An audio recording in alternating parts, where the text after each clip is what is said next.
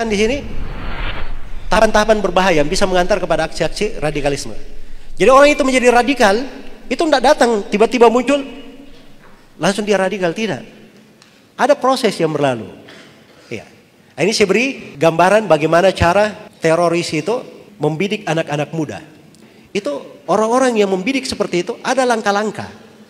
Ya. Ya misalnya anak-anak muda kita yang baru kenal, yang berada dalam lingkungan yang bagus, misalnya berada dalam pendidikan seperti ini, itu tidak langsung dijangkau seperti itu. Diajak, ayo kamu jadi pelaku bom bunuh diri sana. Ya. Tidak bisa langsung seperti itu. Ada tahapan-tahapannya yang dilalui. Nah, ini tahapan-tahapan ini yang ingin saya jelaskan.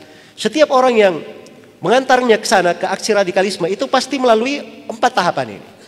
Ada 4 tahapan ini, salah satunya atau semuanya dia lalui. Tahapan yang pertama, seorang itu dijauhkan dulu dari ilmu syariat, dijauhkan dari ulama yang benar. Iya, kadang dibuat orang itu senang agama, cinta agama sudah, mulai taat, iya, senang ngaji, iya. Tapi dia tidak kenal ilmu yang sebenarnya, cuma semangat saja. Terus yang kedua, dia tidak diperkenalkan kepada ulama sebenarnya. Makanya kalau dia belajar misalnya kepada seorang ulama yang lurus, nanti dia peringatkan, kamu jangan belajar di situ, bahaya ini orang. Karena itu saya lihat ya di pemikiran trio bom Bali pertama. Ya, trio bom Bali pertama ini mereka orang-orang yang salah memahami ilmu agama. Terus yang kedua, mereka itu hanya mengenal tokoh-tokoh tertentu saja. Usama bin Laden, Usama Al-Zawahiri, Abu Qatadah Al-Filistini, Abu Muhammad Al-Maqdisi. Ini nama-nama saya sebut, buku-bukunya ada yang diterjemah dalam bahasa Indonesia ya. Maaf saya pernah lihat sebagian buku Abu Muhammad Al-Maqdisi di Promedia di situ. Sudah diterjemahkan.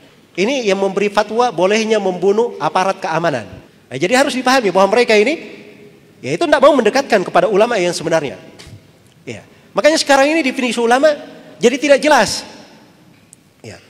Sudah bisa bikin orasi massa, kemudian pegang mic di depan orasi, lantang terhadap pemerintah. Wah ini ulama, Masya Allah. Ya. Makanya belakangan ini banyak ulama yang baru muncul. Ya. Banyak ulama tanda petik yang baru apa? Muncul. Lahirnya dari acara demo-demo. Ya. Itu baru dari dalam sejarah. Ada ulama lahir dari acara demo-demo.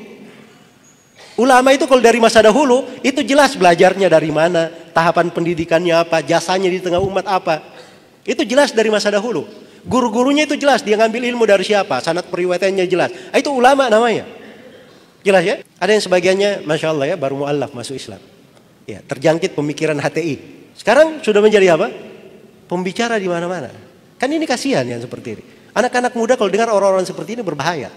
Jadi kalau umat ini dibuat jauh dari ilmu syar'i, dibuat jauh dari ulama yang sebenarnya, akhirnya orang nggak tahu sudah ilmu agama, pegangan dada. Jadi gampang sekali diberi doktrin, diarahkan sana sini.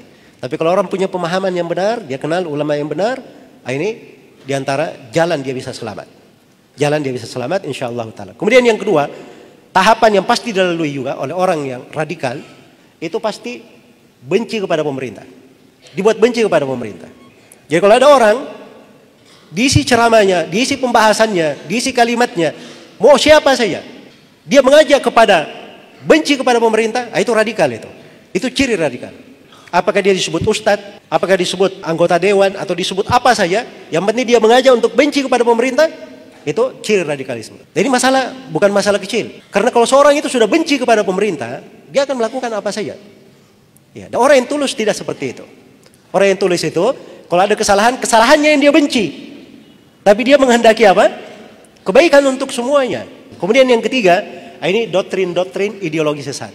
Kalau umat ini sudah jauh dari ilmu syariat, tidak ada ulama yang dia kenal, ulama yang sebenarnya dia kenal. Kemudian dia kerjanya benci kepada pemerintah. Itu seperti anak ayam kehilangan induknya. Dikasih iming-iming, ayo sini. Makan nih, makan. Giring sampai masuk di tempat yang diinginkan. Dikasih doktrin. Mulai dikasih pemikiran. Kalau terorisme itu caranya berpikir begini. Pertama dikasih doktrin dulu. Tahu kamu, jihad itu hukumnya apa? Jihad itu hukumnya fardu ain. Wajib atas setiap orang. Jadi ini pikirannya fardu ain. Jihad ini fardu ain, Masya Allah. Kamu kalau tidak berjihad mati, kamu mati jahiliyah. Gawat juga saya nih. Ya. Terus solusinya apa? Ya besok kalau kamu mau ada pendaftaran sana, peledakan, kamu daftar aja di sana. Nah, begitu caranya dia doktrin, masuk. Jelas ya? Perhatikan bagaimana doktrin dimasukkan, caranya seperti itu. Jadi buat dulu, ini pemerintah ini tidak beres, ini pemerintah ini nggak adil, banyak kebijakannya yang buruk, ini pemerintah ini jongos-jongosnya asing, pemerintah ini begini-begini, dibuat benci kepada pemerintah. Sudah penuh dengan kebencian, masukkan doktrin, jihad itu wajib, fardu ain. Belum lagi masuk doktrin pengafiran nanti. Nah, sudah gampang sekali dimarahkan, mau diarahkan kemana saja gampang. Nah, begitu cara mereka. Makanya kita harus mengetahui tahapan-tahapan ini supaya terhindar darinya. Karena itu belajar itu mudah, belajar agama itu seperti yang saya terangkan tadi. Indah sekali agama itu, membawa kebaikan, banyak pintu ketaatan, pintu sorga. Tapi belajar dari orang yang benar. Dan saya tidak menasihatkan ya terlalu. Sekarang ini banyak viral, ustadz-ustadz viral. Sebelumnya tidak pernah dikenal. Terkenalnya karena apa? Viral aja. Tapi fatwa-fatwanya masya Allah, fatwa nyeleneh. Ya. Di Indonesia ini gampangan sekali semuanya. Ada yang mengangkat dirinya sebagai imam besar Indonesia. Itu bahasa berat. Kalau di Saudi Arabia ada yang menganggap dirinya imam besar Saudi Arabia selain daripada raja, itu sudah digantung itu besok di pengadilan. Sebab itu namanya memecah belah negara. Imam besar negara itu cuma kepala negara. Kalau mengatakan imam besar negara itu cuma satu, Bapak Presiden saja. Itu dihukum syariat. Ya. Ini hal-hal yang seperti masuknya dari mana? Itu doktrin dari ideologi yang menyimpang. Kemudian yang terakhir, dari tahapannya juga pasti akan memuji aksi-aksi radikalisme. Ya, jadi lihat saja kalau ada aksi radikalisme dia puji, dia kasih bagus. Nah, ini menunjukkan ini orang ada tahapan yang masuk di situ. Makanya dari kejadian peledakan di WTC itu tanggal 11 September, itu para ulama menyuarakan mungkarnya hal yang seperti itu. Sebab itu tidak ada dalam syariat pembenaran. Yang melakukannya siapa? Kalau dia warga negara, berarti dia sudah membuat pengkhianatan yang besar. Kalau dia orang asing yang masuk ke dalam negara, maka namanya orang asing masuk kan ada stempel di bandara. Itu akad perjanjian untuk menjaga apa? Tidak berbuat keonaran. Ini dia meledakkan. Dia keliru di segala keadaan di hukum syariat. Karena itu dalam Islam hal itu adalah hal yang diharamkan, tidak diperbolehkan, diingkari oleh para ulama.